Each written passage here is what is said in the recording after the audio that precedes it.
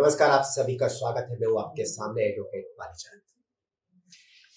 Power jury, ये हमारे इस नए प्रोग्राम का नाम है। देश में बड़े बड़े अपराध हो रहे हैं, देश में बड़े बड़े कांड हो रहे हैं, लेकिन सजाएं सबकी अलग अलग है।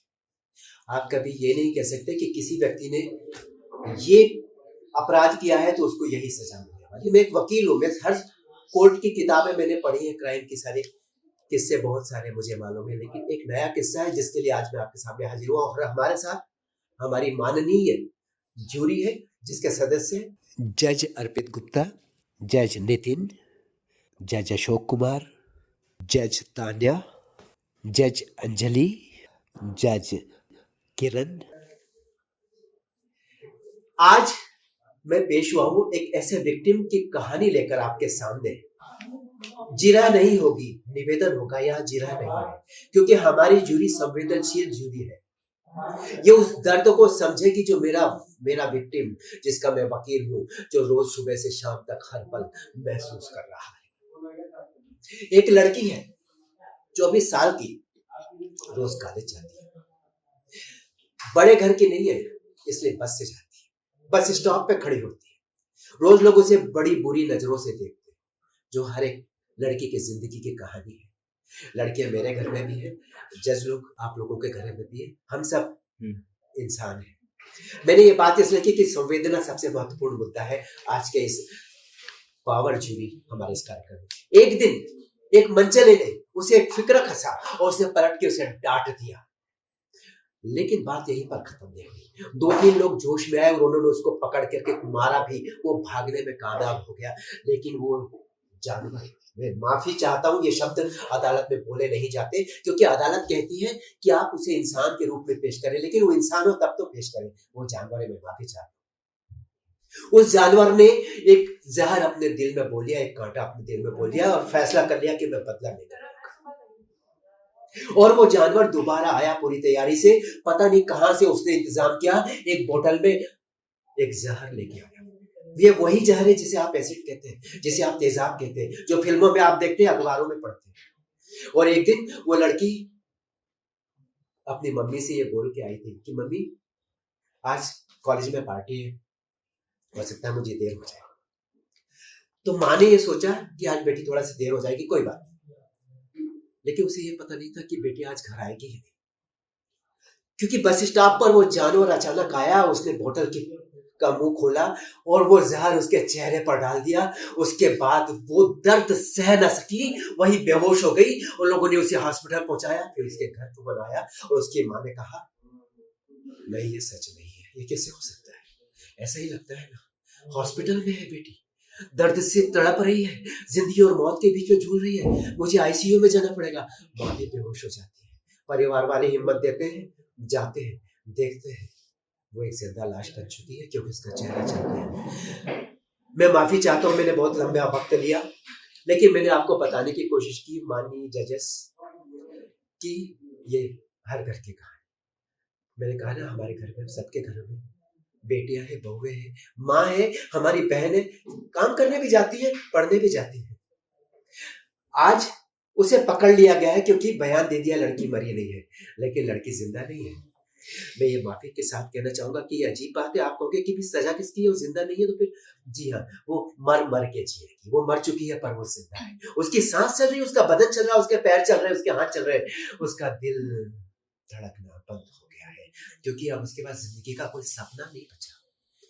अब उसकी शादी कैसे होगी, वो जिंदगी कैसे जिएगी, आंखों से देख पाएगी कि नहीं, कुछ दिनों बाद पता चलेगा। लेकिन एक बात तय है, वो शीशा कभी नहीं देख पाएगी, दर्पण में कभी नहीं देख पाएगी, और जब भी कभी किसी महिला की सुंदरता के गीत लिखेगा, वो लड़की रोएगी कि उसकी सुंदरता खत्म हो चुकी है, जो उसका चेहरा है वो अब आज के बाद है ही नहीं।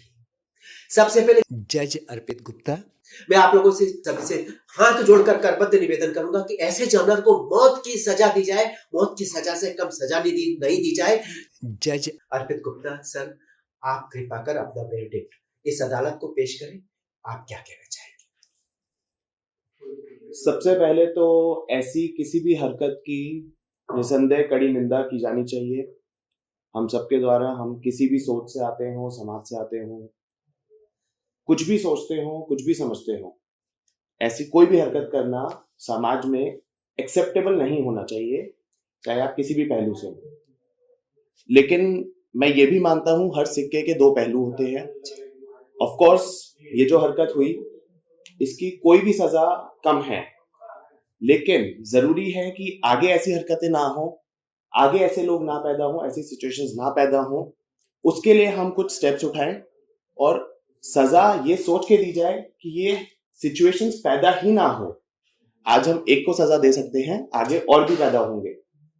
ये हैवानियत कोई जन्म के साथ नहीं लाता, ये हैवानियत इसी दुनिया में बनती है।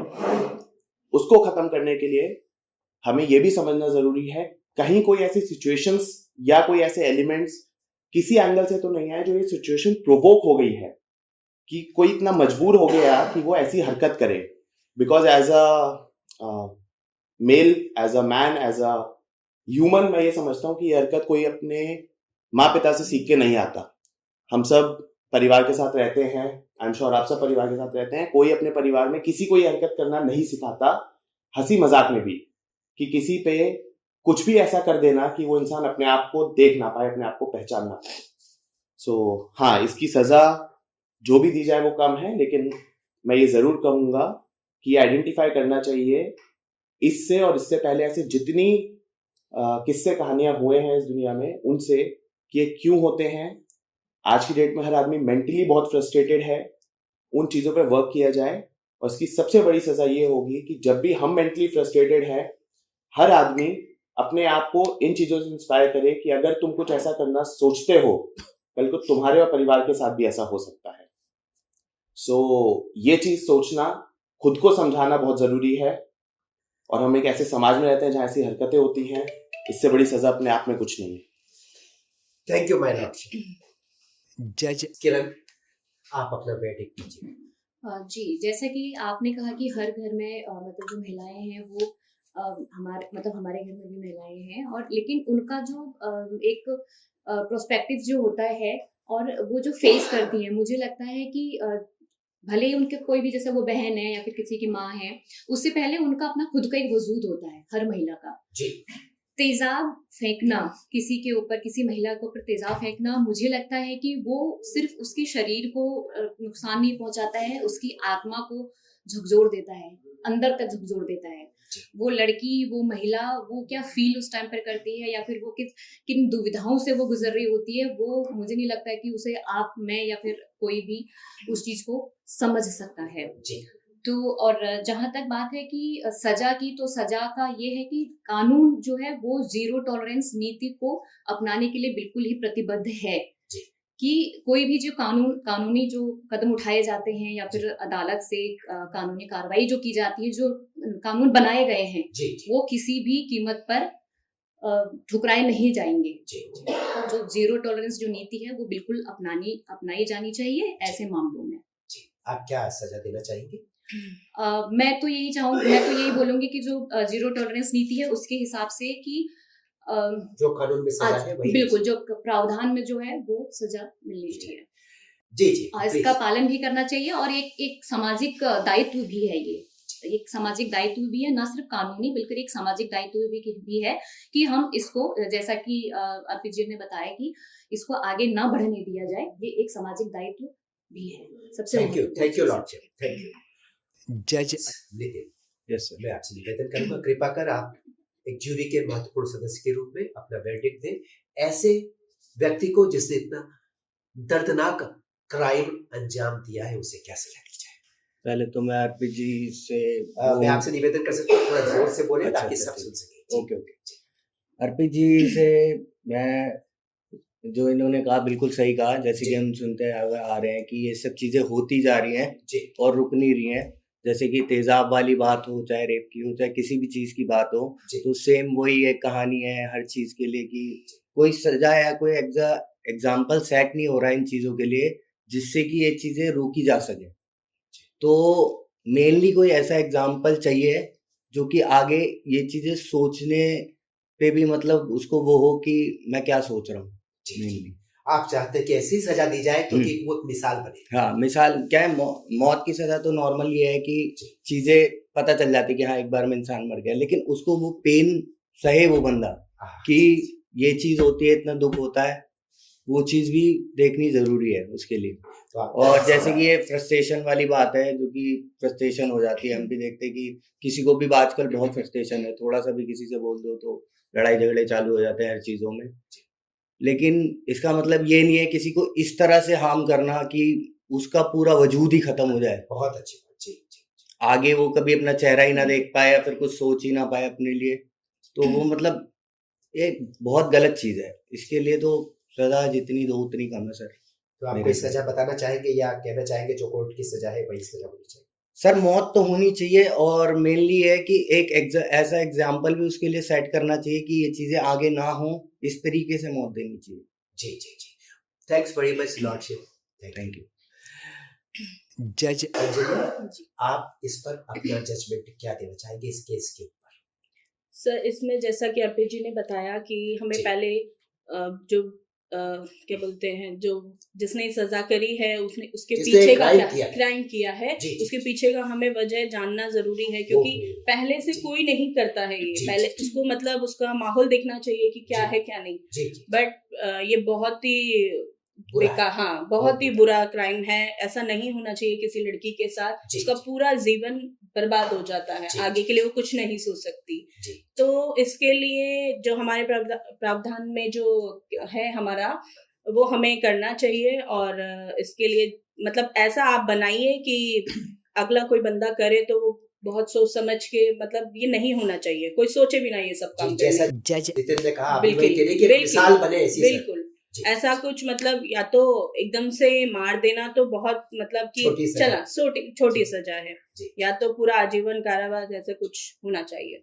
कठोर आजीवन, कठोर। कठोर। बिल्कुल, जो उसे हर पल पता चले कि वो लड़की तड़प रही है, वैसा कुछ।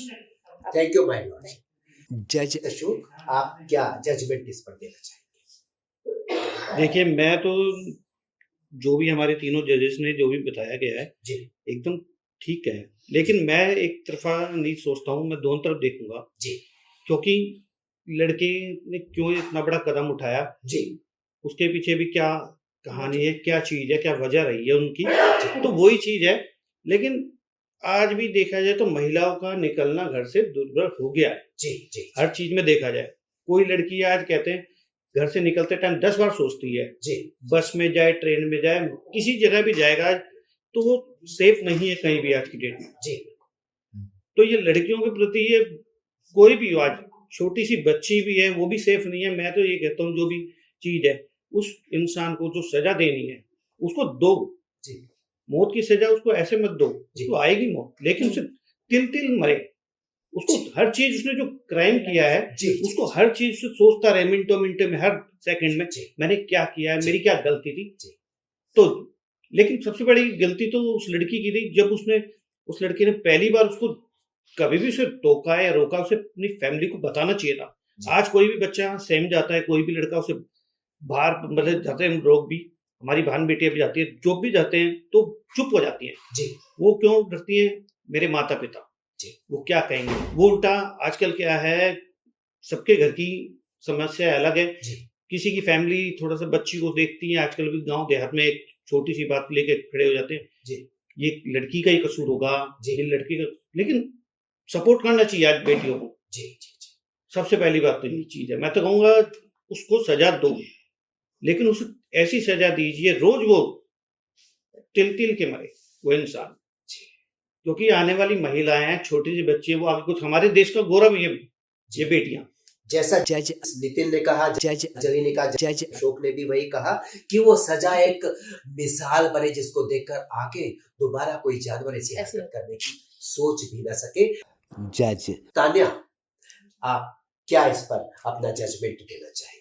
सबसे पहले तो ये बहुत हीनियस क्राइम है जी जो हमारे संविधान में भी लिखा हुआ है कि इसकी सजा या तो लाइफ इम्प्रिजनमेंट है जी, या फिर की जी। फाइन है, 50,000 फाइन है जी उसकी तरफ से जिसने भी ये क्राइम किया हो। तो मेरा भी यही कहना है, मैं भी सारे जूरी से एग्री करती हूँ कि उसको लाइफ इम्प्रिजनमेंट होनी चाहिए या फिर उसको डेथ सेंटेंस होना चाहिए ऑब्वियसली। जी बट उसके साथ साथ उसको मतलब जितना भी उस लड़की का जीवन वेस्ट जाएगा, आगे वो कुछ काम नहीं कर पाएगी कुछ जी, भी, तो जी। मुझे ये भी लगता है कि उसको या फिर उसकी फैमिली को उसको फाइनेंशियली भी सपोर्ट करना चाहिए कि जो भी उसका खर्चा होगा या फिर जो भी उसकी प्लास्टिक सर्जरी जो भी होगा उसमें लगेगा उसका खर्चा, वो भी उनको साथ के साथ देना चाहिए, प्रोवाइड जी करना जी, चाहिए। ये बहुत महत्वपूर्ण मुद्दा हाँ। आपने उठाया, please continue. I am sorry. और मेरे को यही लगता है कि उसको मतलब सजा तो देनी चाहिए, नो डाउट, जी। एक बहुत बुरी सजा देनी चाहिए जो उसको एहसास हो कि हाँ मैंने बहुत बड़ा क्राइम किया है। जी तो मेरे अकॉर्डिंग यही होना चाहिए कि उसको फाइन के साथ फाइन भी देना चाहिए और सजा भी होनी चाहिए। जी जी जी,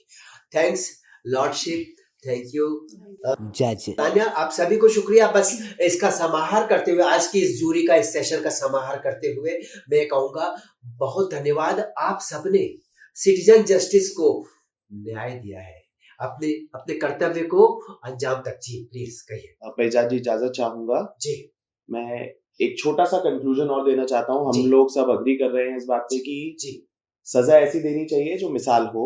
जी दूसरा हम अग्री कर रहे हैं death sentence, life imprisonment. Life imprisonment को हम अगर थोड़ा सा मॉडिफाई करके, और ये मेरी दरख्वास्त है जनता से, सब लोगों से, अगर हम थोड़ा सा मॉडिफाई करें जी उस इंसान की मानसिक अवस्था को समझते हुए, मुझे एक सजा जो मैं प्रपोज करना चाहूंगा वो ये है, उसको आजीवन मेंटल हॉस्पिटल में भर्ती कर दिया जाए और समय समय पर, हफ्ते में, 15 दिन में या महीने में एक बार, उसकी फैमिली के साथ उसको ऐसी जगहों पे, ऐसे बहुत सारे एनजीओज हैं, ऐसी बहुत सारी ऑर्गेनाइजेशंस हैं जो एसिड अटैक विक्टिम्स को दे सपोर्ट देम, तो उन सब विक्टिम्स को इकट्ठा किया जाए और उसको और उसकी फैमिली को स्पेशली वहां भेजा जाए और वहां पे उनका एक लेक्चर होना चाहिए जहां वो महिलाएं बताएंगी कि हमारे साथ किस किसने क्या क्या किया, सो दैट उस लड़के को समझ आए कि उसने जो किया या तो वो बहुत बुरा था या वो कुछ भी नहीं है, उससे भी बड़े हैवान थे दुनिया में। सो दैट वो कहीं भी अगर ओवर पावर्ड है इस चीज को सोच के कि मैं एक महिला को दबा के कि उसने मुझे कहीं जलील किया, मेरे को 4 लोगों ने मारा, तो मैंने अपनी मर्दानगी ये करके दिखाई है, तो वो सजा बहुत उसके लिए महत्वपूर्ण होगी जब वो अपने परिवार वालों के आगे ये चीज समझेगा कि उसने क्या किया है। और आजीवन वो मेंटल हॉस्पिटल में रह के उन सब हॉस्पिटल लोगों के साथ, सबके साथ जिनके आसपास उसे रहना है, उन सबके सामने उसे बार बार ये याद होना चाहिए कि उसने क्या किया। उस महिला को भी बहुत स्ट्रांगली आगे आके उस आदमी को फेस करके बार बार उसे बताना होगा कि ये हाल आपने किया है, ये आपके अचीवमेंट है, लाइफ टाइम अचीवमेंट, आप इस हॉस्पिटल में रह के सुधारने की कोशिश करिए ताकि आपका आगे वंश ना बढ़े। ये इंश्योर करना जरूरी होना चाहिए। बहुत संवेदनशील। ये मैं एक प्रपोज करता हूँ, क्योंकि जेल में रह के तो उसको सब अपने जैसे मिल सकते हैं, जी जी मेंटल हॉस्पिटल में रहेगा तो शायद उसको, उसके परिवार को, और ऐसे कई लोगों को जो इस तरफ सोच लेते हैं, उन्हें पता होगा कि ये सजा मर के खत्म नहीं हो जाएगी। मेल ईगो बोलते हैं, it's a very common fact, अभी ये हम लोग के मिलेनियल्स जेनजीज में चलता है, male ego is very fragile we say. तो फ्रेजाइल जो है ना, वो यही खत्म हो जाएगा ये सोच के कि तुम्हारी मेल ईगो इतनी नहीं है कि तुमने एसिड अटैक किया और तुम्हें फांसी हो गई और तुम अपने आप को भगत सिंह समझ लो।